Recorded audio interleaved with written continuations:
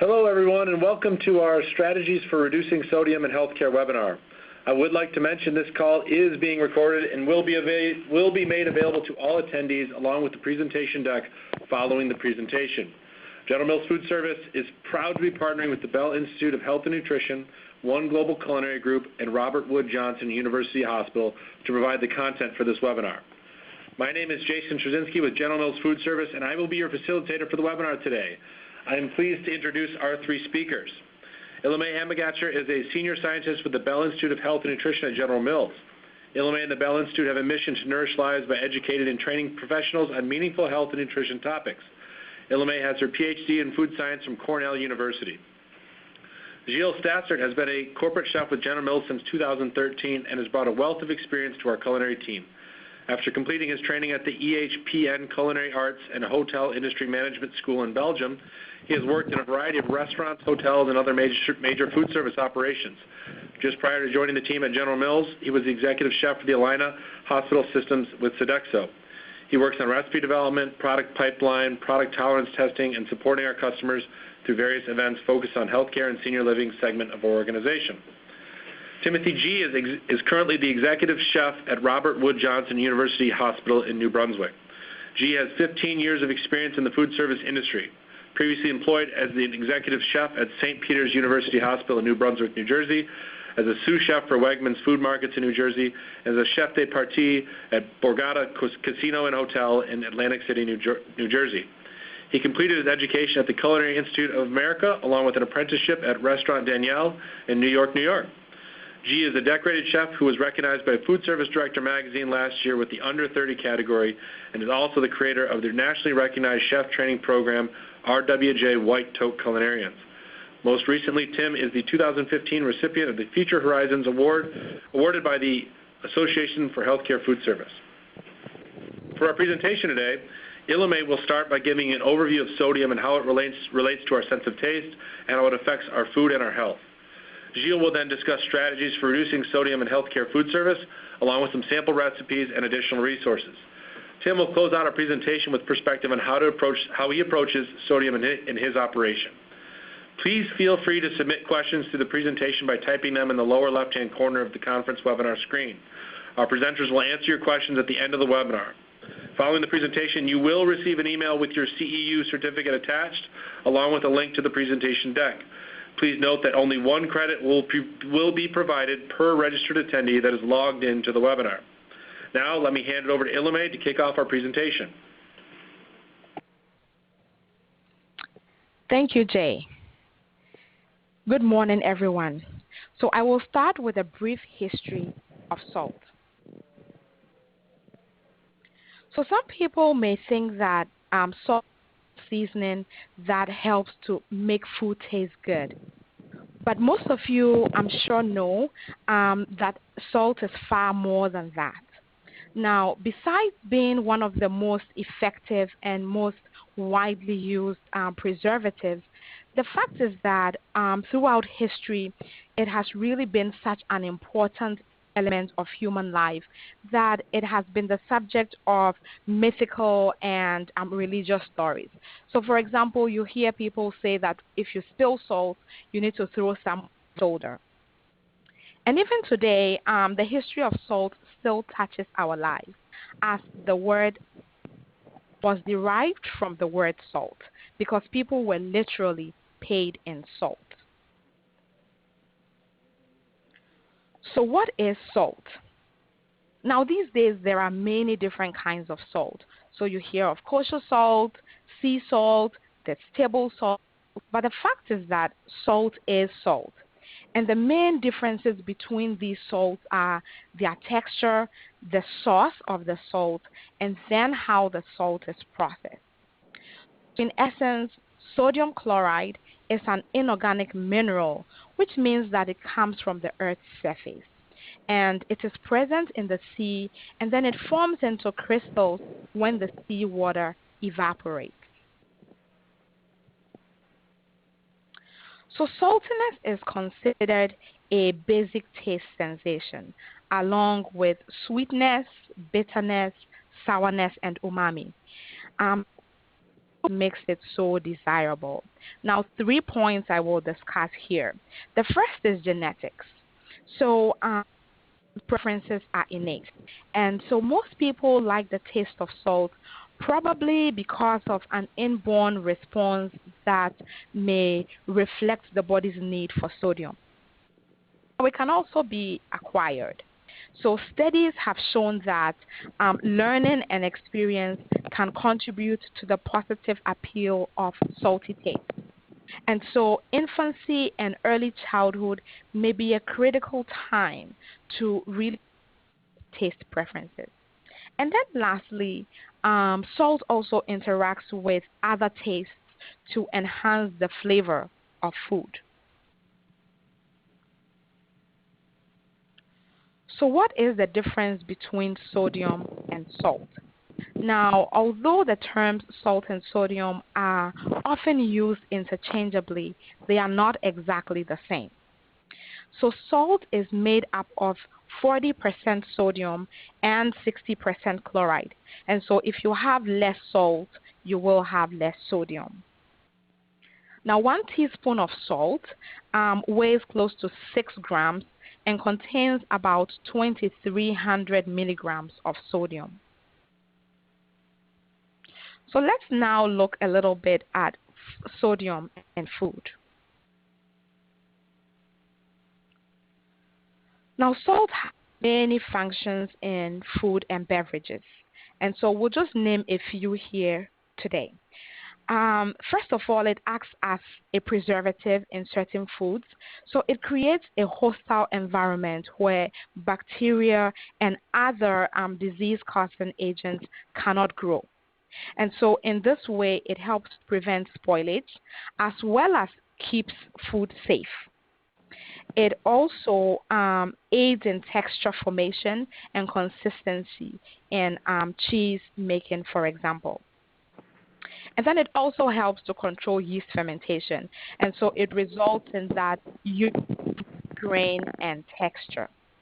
And then lastly, I would mention here that it also enhances flavor and increases the palatability of foods. So current sodium intake of Americans exceeds recommendations. Now, the newly released 2015 Dietary guidelines for Americans recommends an intake of less than 2,300 milligrams of per day, which is about a teaspoon of salt. But current intakes hover around 3,400 milligrams of sodium per day. Now, however, there's also a need to find middle ground for sodium intake, since some recent research that the Institute of Medicine reviewed how low is too low. So before we continue, I would like us to pause for a moment to take a poll question. The question is, within which group is it most challenging to find lower sodium options? The choice is dairy, fruit, vegetables, grains, protein foods. So please take a few moments to input your answers.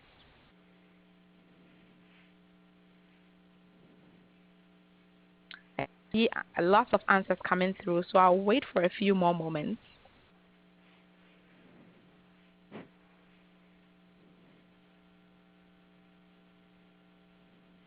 Okay, just moments here.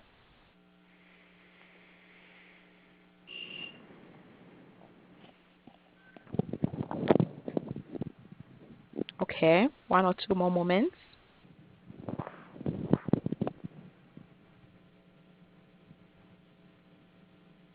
All right, I think we'll go ahead and close the poll, and then we can review the answers. All right. I think there's some close competition here between grains and protein foods, but from your responses here, it seems like is the food group that you're finding, challenging to find lower sodium options in. So thank you so much for sharing your answers. And so let's move on now and talk about sources of dietary sodium for adults. So sodium can be found in nearly every food in the food supply, as you can see shown here. And although reducing sodium content of processed or packaged foods is an avenue to reducing sodium intakes, there are other critical components. So components broader shifts in dietary food patterns and also nutrition education. And these must all work together to reduce sodium in the total population. Now, as we also discussed earlier, salt and sodium containing ingredients serve many purposes in our food beyond just taste. And so, a big challenge for the food industry is really reducing sodium without sacrificing on taste or functionality or food safety. So, let's now turn our attention to sodium and health. Now, there are many functions of sodium in the body, so I'll just highlight a few for our purposes today. Now, the body requires sodium to maintain health. And so, when sodium is consumed in adequate amounts, it helps maintain the balance of fluids and also maintains adequate hydration. It also helps to transmit nerve impulses and influences contraction and relaxation of muscles in our bodies. Now, the kidneys regulate the body's sodium levels and also the volume of water that circulates in the body. So, in healthy individuals, excess passes out through urine and perspiration. Now, there are also certain conditions that can affect the body's normal handling of sodium. So, advancing in age or health conditions or consumption of other nutrients, which I will discuss on the next slide. Pressure or hypertension is a condition that affects about 7 million American adults. So that's about 1 in every 3 American. And scientific evidence suggests that sodium reduction does decrease blood pressure. Now, however, sodium-reduced diets may not be the only solution for all individuals with high blood pressure because not everyone is sensitive to sodium. Now, while public health officials may view reducing sodium intake as the primary strategy to lower blood pressure, there are other strategies that encourage lifestyle modifications that are also so strategies like a diet that emphasizes the consumption of fruits, of vegetables, of fat-free or low-fat dairy, whole grains, and lean meats. And these are also key recommendations from the just released 2015 dietary guidelines for Americans. Now, another dietary strategy is to increase potassium intake. As more potassium is consumed, more sodium is excreted out of the body through urine. Additionally, potassium also helps to relax blood vessel walls, which also helps to lower blood pressure. Now, regular physical activity and also maintaining a healthy body weight are among other lifestyle modifications can be incorporated. So why is it important to reduce sodium in the healthcare setting? Now, 3 reasons I'll discuss here today. So healthcare in general really has a significant role in the overall health of the community. And so this is a really important opportunity to capitalize on sodium reduction. Now, first of all, you're mostly serving patients with, disease states that require reduced sodium diets like renal failure or kidney disease. And so you will need to make accommodations for such patients. And then secondly, hospitals are really an extension of the community. And there are also many public health recommendations and guidelines that support sodium reduction. Lastly, I would say that the current regulatory environment also impacts sodium guidelines.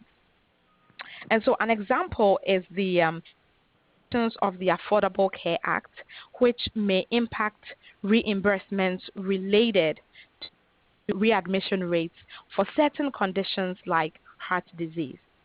And so because of these implications to hospitals, voluntary health and wellness initiatives have been created, and these also have sodium guidelines.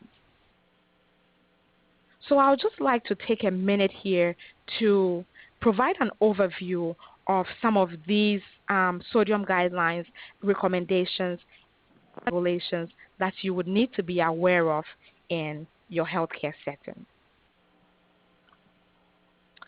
So as many of you may know, we have the Dietary Guidelines for Americans that give recommendations to the general population based on dietary intake.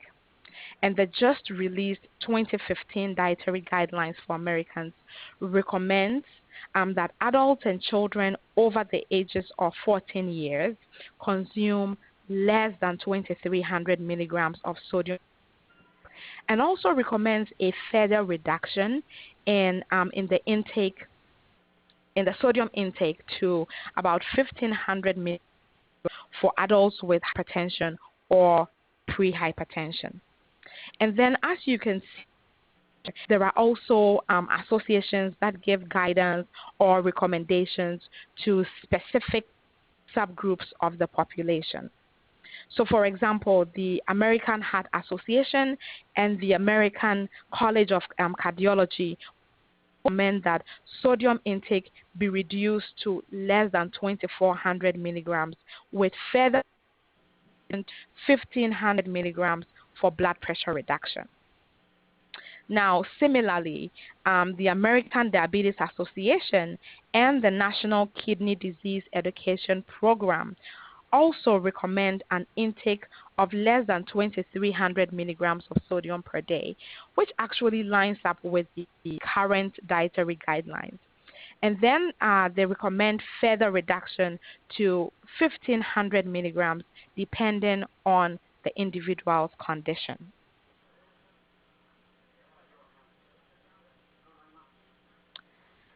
So like I mentioned earlier on, there are also health and wellness initiatives that hospitals, and I'm sure many of your operations are participating in. And these also have sodium guidelines. So for example, the Partnership for Healthy America's Hospital Healthier Food Initiative was launched in 2012. And the goal was to deliver healthier options throughout facilities through commitments to improve the nutrition, patient meals, and food options in on-site cafeterias in hospital settings. Now, currently, there are over 700 hospitals that are participating in this initiative, and so if your hospitals are participating as well. Now, there are 9 healthier food commitments around food, wellness, and food advertising practices, and 4 of these food commitments actually have sodium requirements, which range from 200 to 800 grams as indicated in the table here. So before we move on, I'll pause for another poll question. So the question is, which wellness initiative is your facility following? So the first choice is Partnership for Healthy America's Hospital Healthier. Second is Healthy Hospitals Initiative. Third is Other, and fourth is None or I do not know. I'll give us a few moments to input our answers.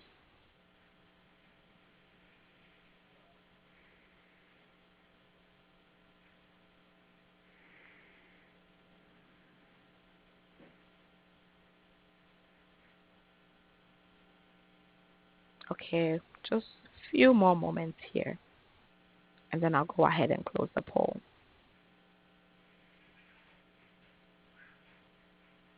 Okay, let's go ahead and close the poll and take a look at the answers. Okay, wonderful. So thank you for providing your inputs. It seems like most of you are not taking part. About half of you are actually not taking part, or you're not aware of any health and wellness initiatives that your facility is following. But it seems like almost a third of you are actually following other health and wellness initiatives as well. All right, thank you so much, and we will continue here. All right, so I would like us to review sodium claims on food labels. Now, the Food and Drug Administration, FDA, sets the label claim guidelines for sodium, and those are listed here. And so I'll just highlight a few examples.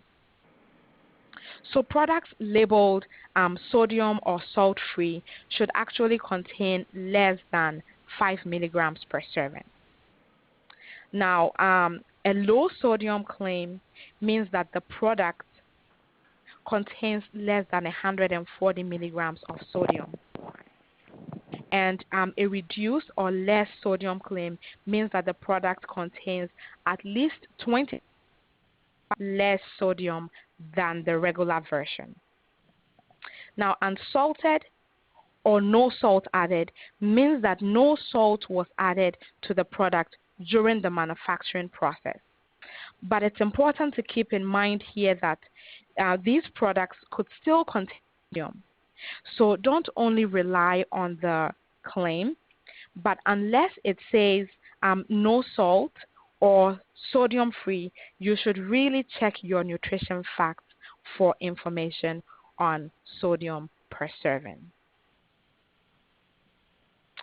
All right, so we have reviewed a lot of information here this morning, but 4 points I would like you to take away from this section. The first is that salt is an inorganic mineral, which is 80% sodium and 60% chloride. And sodium can be found in nearly every food in the food supply. Third, reducing sodium a primary strategy to reducing blood pressure along with other lifestyle modifications.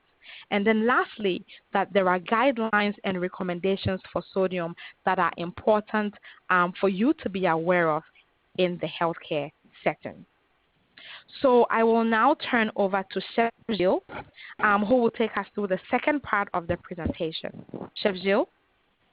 Hello. Well, thank you, Eleme, for this very informative first part of our webinar.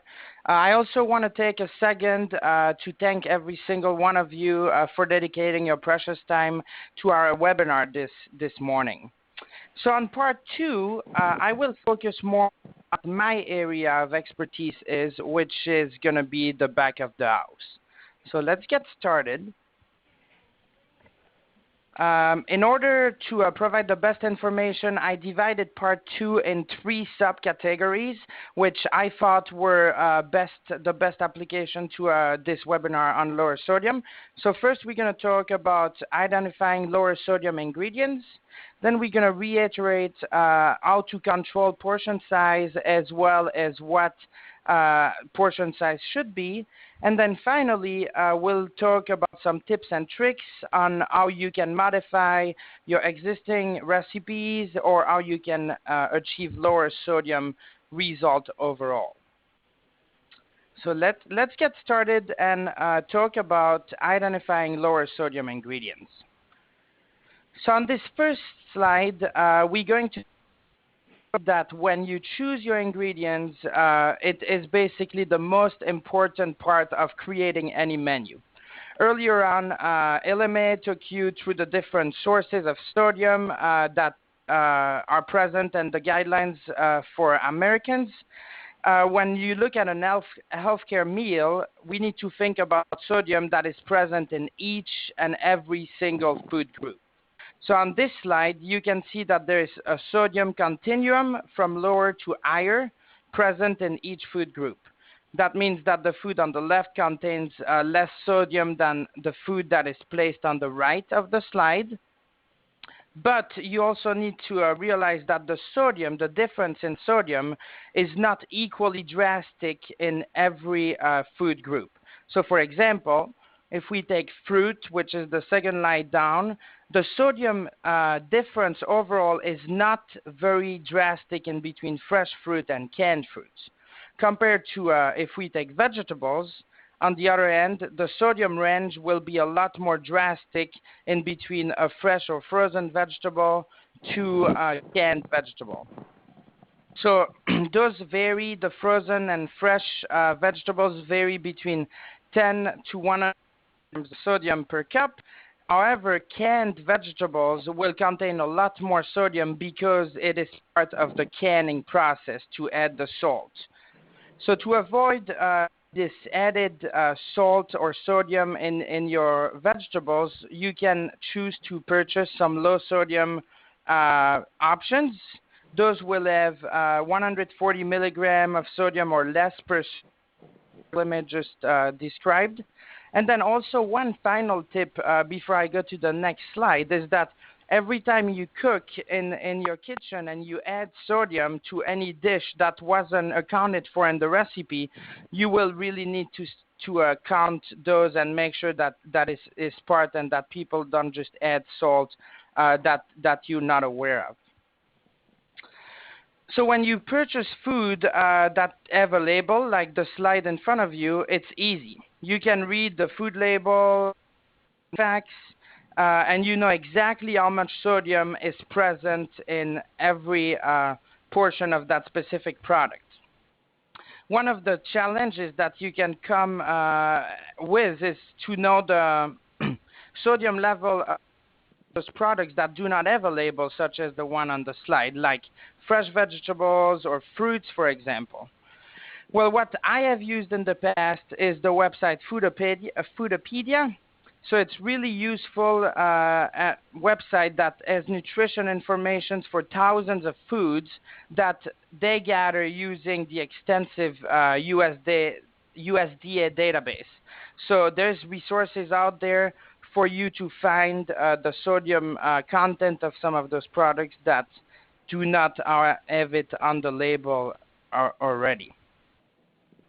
So on this next slide, I want us to dig a little deeper on ingredients and how you can use your creativity to serve outstanding food that your patients will love and talk about. So I've combined multiple ingredients and I associated flavors that I think they pair well with and are commonly used in the back of the house food service. Those are also options that were picked on purpose. Are inexpensive and it will not add a drastic cost to your cost of the food that is already present. So if you look on the top left, we can use some fresh basil or dried basil to enhance some tomato sauce, put it inside of soups, salads, as well as to season fish course. Lemon juice, whether you use it fresh or if you use the bottle of lemon juice, at least make sure that it doesn't have any other added ingredients, but that's a great product to use with shellfish, fresh. The next one is my favorite. I love to put garlic in everything, but it's definitely delicious on all types of meats, vegetables. It's a great base for every type of dressing, and it's really delicious in baked goods. The following one, which is paprika, I do love that one, not so much for its flavor, but for the color that it adds to any dish. So it's great on meat, poultry, vegetables, and then if you want to make like red rice or something like that, it's a great color enhancer that will be more fun, playful for presentation and will be a cheap option. Then we have some thyme, which is great in any type of stew. It's great to season before you grill them or after boiling them. It's really good on red meat and poultry as well. And then the last one, oregano, is my favorite herb to use on Italian food because it's for any of them in pasta, tomato sauce, marinara sauce with meatball or pork. Definitely a delicious option. So now let's move on to part 2, which is going to be focused around our portion sizes. So we all know that we live in a supersized world. It can be great, but the downside of that is that the more someone or your patient or anybody eats, the more of every single nutrient they take in, including sodium, of course. So one of the decisions that you may take in your operation is to reduce the portion size of all your dishes throughout the menu. It will be great because it will reduce the amount of the nutrient patients take. Some example of what you can do is serving 2 slices of bacon instead of 3. You can serve the original bagel size instead of the huge bagel that people come to expect. And then muffins are also something that you can focus on because people are very happy if they get a small muffin compared to like if you serve those huge muffins like are served in the coffee shops. Those can contain 500 milligrams of sodium or more, which is of course a lot. Now on this next slide, let's talk a little bit about condiments. So those condiments listed, such as ketchup and soy sauce, can be significant sources of added sodium to any dish. Therefore, it's really important for us to use good and logic portion control when we serve those. And we also need to make sure that we account for them in any types of recipe if it's part of it. So, for example, if you have to create a stir-fry dish, you could start by using unseasoned meat, fresh or frozen vegetable would be great, and then some brown rice. So now you worked really, you've worked really hard to pick some good ingredients that are low in sodium. It gives you room to use your creativity to create a delicious sauce. You may want to do something with ginger or pineapple, for example, in this case. But as always, when you create the sauce or to your dish after picking the ingredients, you want to make sure that you do not add a lot of sodium to the dish after you just worked so hard to source the proper ingredients. So I do have a little poll question as well. If you could answer, that would be great. The question is, what is your biggest concern when it's pouring sodium on your menu? We have the first answer could be patient responses, then I don't have time for new recipes or taste concern, and then finding enough product can be a challenge. So I'll give you a few seconds to answer this question.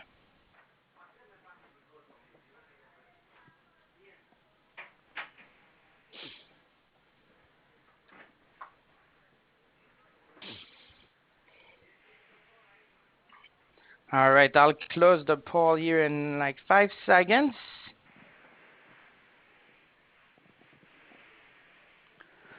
All right, so by far, everybody's concern when lowering sodium on your menu is the patient response. So it doesn't surprise me because it's definitely a thing I'm familiar to, and the last part of this webinar, the last part of my part of the webinar, we actually going to talk about that. So let's talk about modifying recipes so we can achieve sodium as well as keep our patients happy. So on this first slide, you can see the website Foodpedia again. So we talked about it earlier, and here I actually take 2 examples so you can see basically how it lays down. And what I'm trying to show you or display here is that you can combine different ingredients and reduce the sodium for all patients while keeping them happy. So the screen shows that if you were to use regular tomato sauce in your recipe, so for example, making marinara sauce, and you use regular tomato sauce to make it, it will contain more than 500 milligrams of sodium per half cup. However, if we used low sodium product, it would be less than 40 milligrams for that same half cup. The concern that we all have right now is that if I use the low sodium tomato sauce, the dish would be too bland and the patients would not like it as much, and it wouldn't taste the way they are used to that dish tasting. So if we use and combine half of each, we would end up with an average of about 260 milligrams per half cup of mixed sauce. So if you use different commercial products in lower sodium and blending it with the traditional product, that could be a great solution for you to help not only to reduce the sodium that your patients are intaking, but also to teach your production line that they do not need to keep adding salt to dishes, because this option of blending would be very delicious. Another way to look at this is that we diluted the sodium of a regular sauce into the low sodium version. So if you take back the slide we had a couple minutes ago and you added some delicious herbs and spices to that blend of sauces, you could create a really tasty option that your patients would love. One of the other tricks that you can do by blends is taking those really high sodium dressings and mixing it with yogurt is always a great way to reduce the sodium in the dressings, and most of people cannot taste the difference. Right here now, you can see some of the example of other ingredients that you can swap to decrease the sodium content of any items on your menu. So on the top left, we placed, this is for baked goods or your baking department. We replaced the baking with potassium bicarbonate, which has the same assets and usually give the same results, but it has a lot less sodium. You can also use flavored vinegars to marinate your meats instead of using the very sodium-dense meat marinades that are available on the market. You can use low sodium or no sodium condiments or make your own instead of getting the regular condiments. You can use, as we talked about earlier, fresh or dried herbs instead of salt. Pick the olive oil over salted butter, but if you have to have butter, pick the unsalted butter. And then do some play with reductions instead of the traditional gravy that's really rich in sodium. Play with balsamic, other vinegars, reduce those and use those as sauces, which can be a really delicious options as well. So here are some other tips to change the habits of your patients. I divided the slide into two parts. One half where you have opportunity to increase the way people do things or the staff or yourself, and then the other half where you can decrease the actions of people. So on the top part, one of the simple things that can really work, decrease sodium that people intake, is having those shakers of spice blend, sodium free, so your patients can make their own meal, like season their own meal. You can add vegetables or whole grain to prepared food. You can create lower sodium alternative by adding yogurt to the dressing as we talked about a second ago. Then you can also gradually reduce the amount of salt in recipe to find lower options while maintaining the taste and the happiness of your patients. You can choose to not add salt to the pasta or potato water. And then also rinsing canned products when possible, great way to decrease sodium level. So now that we've reviewed some of the strategies on how you can reduce sodium, let's look at some specific example and how you can bring them to life in your specific operation. So on this slide, you can see cannelloni recipes. There's two of them. The one on the right, I pulled from our GeneralMills Foodservice.com website, And then the one on the left is just a traditional beef cannelloni recipe that's really well rated on the internet. So if you look at the ingredients we used for both recipes, you can see that by doing some simple switch, we are able to reduce the sodium. We replaced the beef with turkey, we replaced the tomato sauce with low sodium, and then we seasoned the whole dish with some of those spices and herb combination we talked about earlier. So by doing so, we reduced the sodium content from 700 milligram to 100 milligram. And I prepared this specific dish at a lunch, a healthcare conference lunch a few months ago, and the feedback I received were great. People really enjoyed the dish, and replacing the other, the salts, herbs and spices worked really well. And I got lots of compliments from people telling me that indeed this wasn't a bland dish and it was very flavorful. Another example here is chicken and dumpling soup. So on the left we have our traditional chicken and dumpling soup, or at least one of the version that was well rated. And then on the right I pulled the recipe from our website. Once again, we did a few changes which were mainly reducing chicken bouillon with low sodium chicken stock. We didn't use any of the condensed canned soup, and we replaced it with salt-free seasoning. And then we did the dumplings from scratch. We just used some all-grain biscuit and by doing so, we were able to reduce the sodium content from 540 milligram for 5 ounces to 100 milligram for 5 ounces. So once again, that is a huge difference, and your patient certainly will appreciate to have the opportunity to eat more of every food. So now let's look at a typical American diet, which Elime talked about, and this one is 3,400 milligram, and we can apply some of the tactics to reduce it to 2,300 milligram. So here's the same menu. So as a refresher, the menu on the top is the American one at 3,500 milligram. The one on the bottom is a modified menu with the change item, which we bolded in blue there. The new menu with the blue on there really has been able to reduce the amount of sodium the patient will intake to 2,300 milligram by doing simple switch. If you need to make additional cuts to that and get it down to 1,500 milligram, you could further change the breakfast to oatmeal and yogurt and orange juice, and then you can also do amount of butter at dinner and swap the soda for water at snack. So if we start making some minor operation, we can drop the sodium to around 2,300 milligram really easily. So I always like to close out by talking about resources that's available out there. On this slide, you can see pictures of our website, generalmillsfoodservice.com or generalmillscf.com.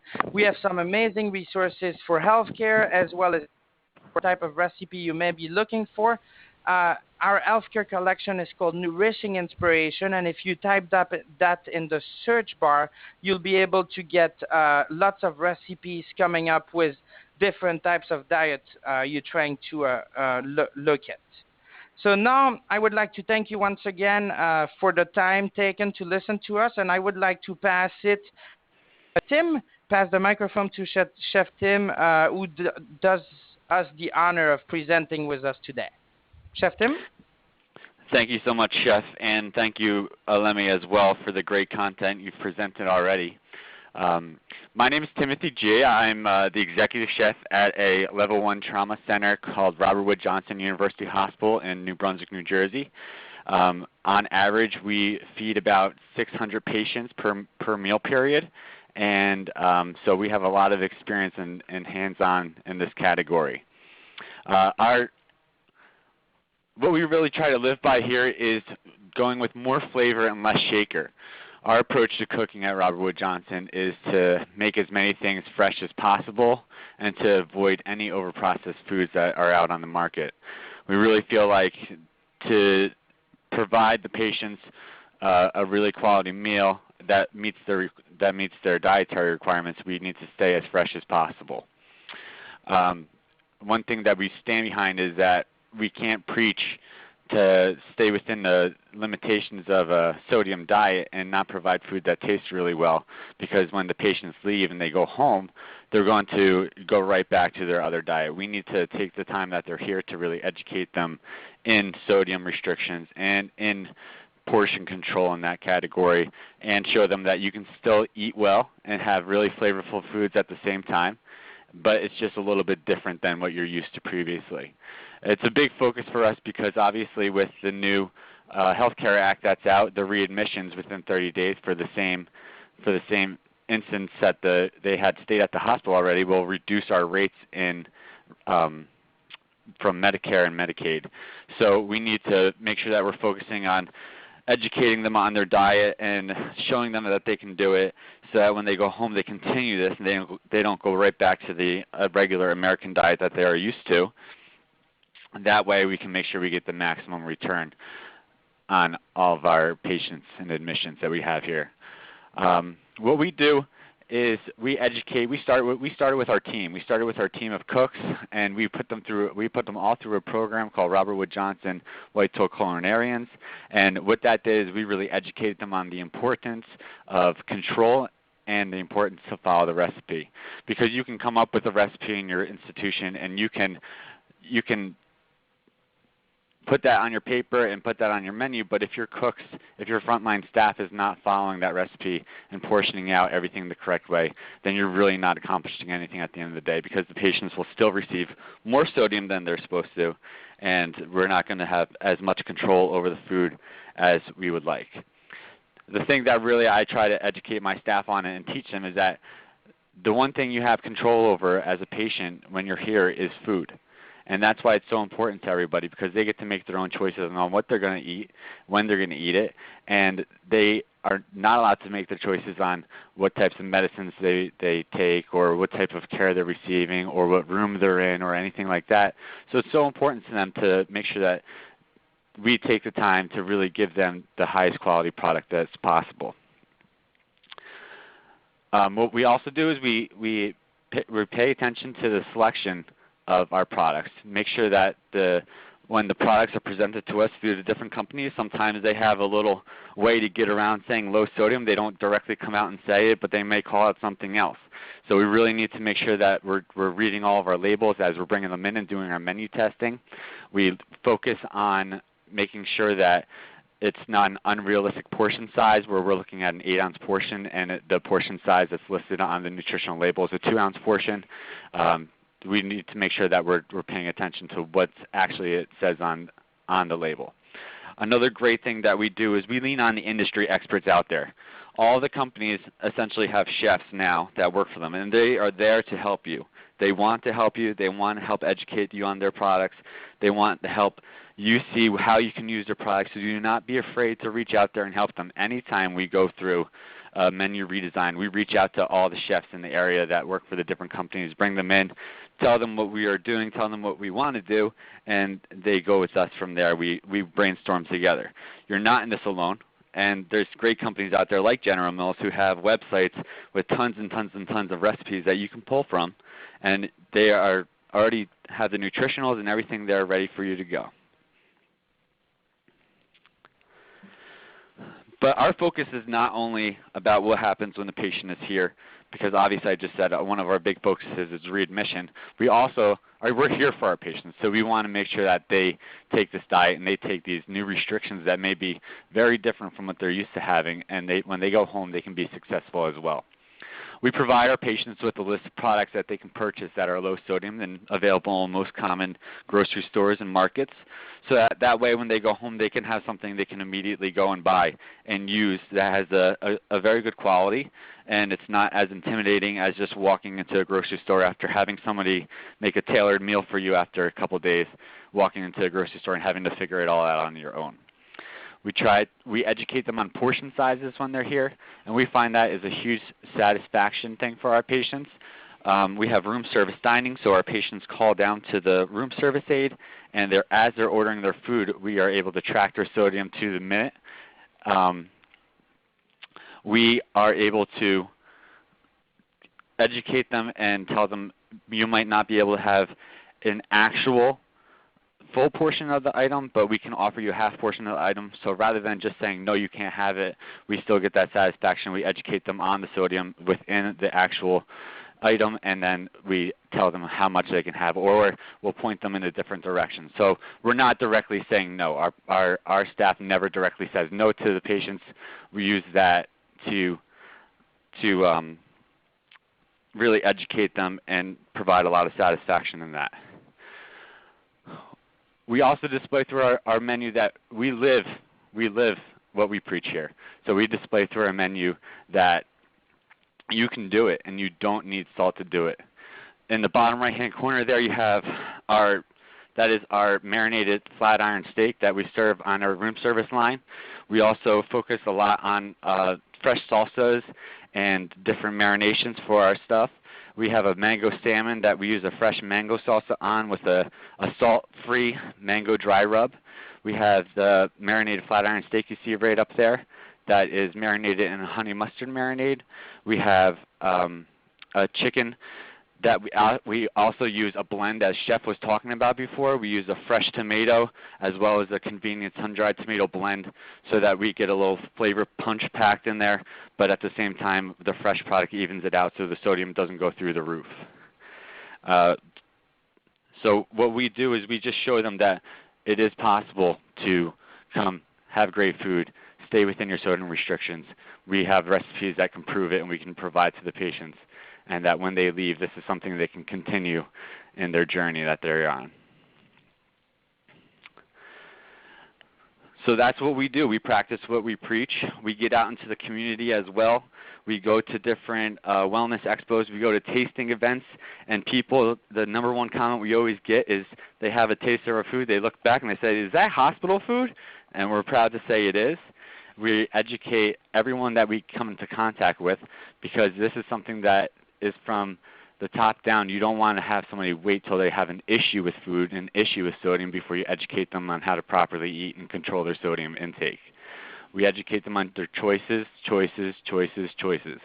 That applies to us choosing products, that applies to us serving the products, and that applies to them choosing what they want to eat. It's all in making the right choices and making the right choice in your portion size. So I encourage you all to get out there, find the right products that suit your needs, reach out to those industry experts. They're there to help you. You can do this. It's definitely possible to do it. And if you need anything else, you can reach out to me here at Robert Wood Johnson. I'd be happy to help. Right now I'm going to hand it back off to JJ. I thank you all very much for your time today. Have a great day. Thank you to Tim and all of our presenters. Really appreciate everything you were able to speak through on today's webinar. As a quick summary, we talked a little bit about the background of salt and what it has to do with our sense of taste and health and food. We walked through some strategies for reducing sodium in healthcare, and then also just Tim wrapped up some great examples from strategies in action, real success stories out there in the market. So what we'd like to finish with is a few questions that were submitted by the audience. And so our first question is actually for Gilles, and the question was, how do you calculate the amount of sodium per serving when using it as a seasoning? An example would be adding it to a beef eye of round. All right, thank you, Jay, and thank you for this question. So when you have to, I do lots of recipe development here at General Mills, and basically it always comes into the same order. So first of all, we start anything and you need to know the nutritionals. You need to take into account all the ingredients that will be going inside of the dish itself. So before you try to calculate sodium or anything else, you need to have a list of everything that will be in the dish itself. Then you need to measure those ingredients and know exactly how much we put into the dish. And then I like to measure the cooked product. So in the example of an eye of round, you need how much the cooked product is going to weigh, because the difference in between the raw eye of round and the cooked eye of raw is going to be significant. You're going to get some loss in weight there.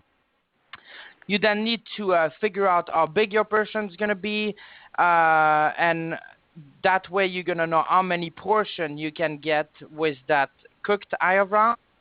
And then you can use, if you don't have access to a fancy software, you can look up the sodium content in the USDA. They have lots of tools online where you can calculate that sodium. But if you have access to one of those other nutritional software, that's best, because you're going to be able to plug in all the ingredients we just talked about in there with the equivalent quantity that's going to go in the recipes. And then once you know how big size is and how many portions you get with that specific eye of round, you will be able to tell how much sodium is in the.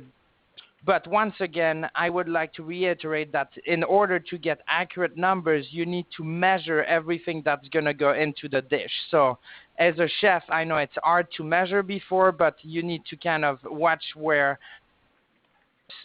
your cooks are doing and make sure that they don't just season food too liberally. I think that would be it. Yeah, thank you, Gilles. We have time for one more question. This was submitted for Ilame.